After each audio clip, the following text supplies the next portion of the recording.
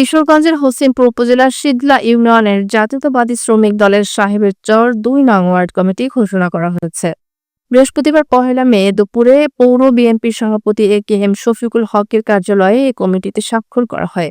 Shidla union শ্রমিক দলের সভাপতি সোহেল আহমেদ ও সাধারণ সম্পাদক পায়েল আহমেদ স্বাক্ষরিত পূর্ণাঙ্গ এ কমিটিতে শাহ আলমকে সভাপতি, সাধারণ সম্পাদক স্বপন মিয়া, গোলাপ খাঁকে সাংগঠনিক সম্পাদক করে ৩১ সদস্য বিশিষ্ট কমিটি ঘোষণা করা হয়েছে।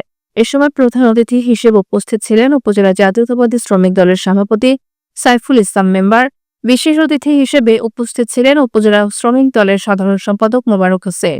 এছাড়াও উপজেলা শ্রমিক দলের সহসভাপতি আল আমিন পাঠান সহ বিভিন্ন নেতৃবৃন্দ উপস্থিত ছিলেন। নবগঠিত কমিটিকে ফুলের মালা দিয়ে বরণ করে নেওয়া হয় এবং পরিশেষে মিষ্টিমুখে এক মনোজ্ঞ পরিবেশ সৃষ্টি হয়।